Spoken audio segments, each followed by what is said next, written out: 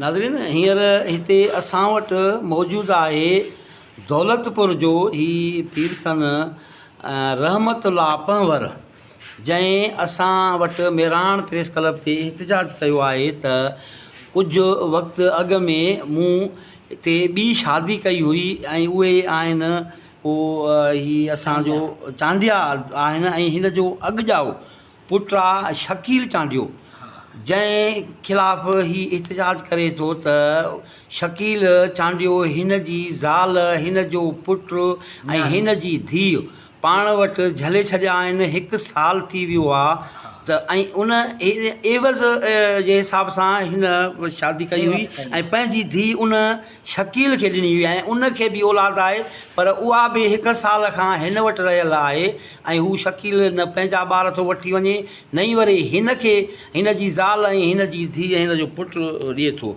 उन सिलसिले में हिन एहतिजाज कयो आहे। वधीक असां वटि ही रहमतुल्ला पंवर मौजूदु आहे, उनखां असुल हक़ीक़त पुछूं था त असुल में ॻाल्हि छा आहे। जी रहमतुल्ला साईं, अर्ज़ु आहे इहो त असां उतां ॾे वठि करे मिट्री में कयूं, शादियूं कयूंसीं।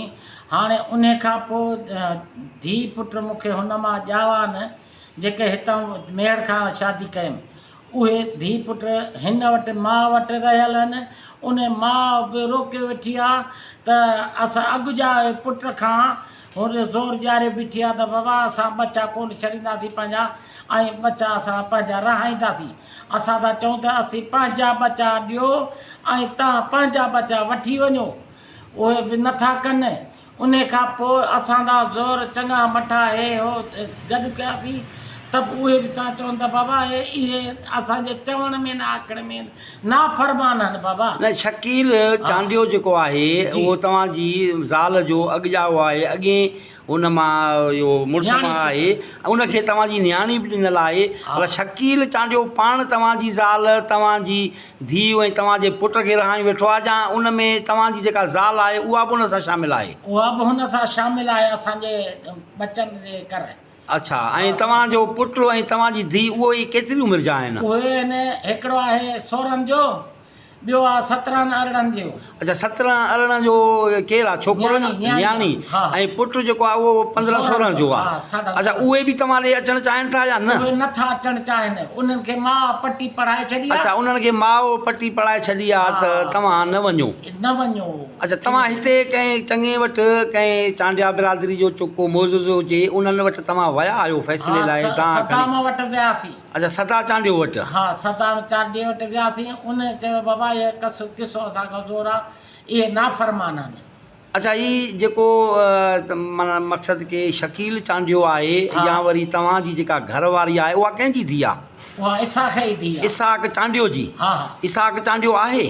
उहो गुज़ारे वियो आहे। इहे भला किथे वेठा आहिनि मेड़ जे कहिड़ी एरिया में? इहे हिते वेठा आहिनि, हिकिड़ो हिन ककोल वटि वेठो आहे, हा, हुनजा पुट, ॿियो हेॾा वेठो आहे हासिल खोसे वटि अली शाह टाउन में। अच्छा, उते शकील उते वेठो आहे, तव्हांजी घरवारी तव्हां अली शाह जे पाड़े में वेठो आहे। अली शाह जे पाड़े में? असुल हरकत शकील में आहे। अच्छा, असुल हरकत जेको तव्हांजो अॻियाओ आहे शकील, उहो कयूं वेठो आहे, ऐं शकील जी बि ज़ाल जेका तव्हांजी धीउ आहे उहा तव्हां वटि रही पई आहे? असां वटि रही पई। हाणे तव्हां चाहियो था त तव्हांखे पंहिंजी ज़ाल ऐं पंहिंजो पुटु ऐं धीउ ॾिए ऐं हू पंहिंजी ज़ाल तव्हां वटि जेका रहियल आहे तव्हांजी धीउ उहा वापसि करे वठे।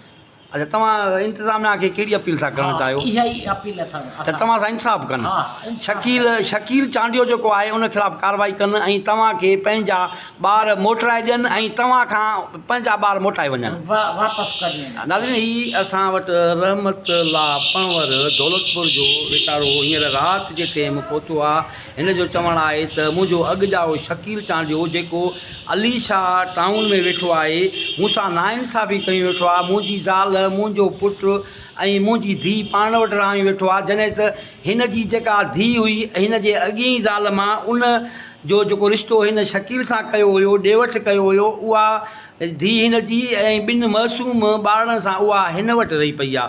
हिन अपील कई आहे त मूंसां इंसाफ़ करे मूंखे पंहिंजा ॿारड़ा ॾिना वञनि ऐं मूंखां जेके शकील जा ॿारड़ा आहिनि उहे वापसि कया वञनि। महिरबानी करे पुलिस खे अर्ज़ु आहे। अच्छा, हिन इंतिज़ामिया खे बि अपील कई आहे त शकील चांडियो ख़िलाफ़ु कार्रवाई कई वञे ऐं मूंसां इंसाफ़ कयो वञे।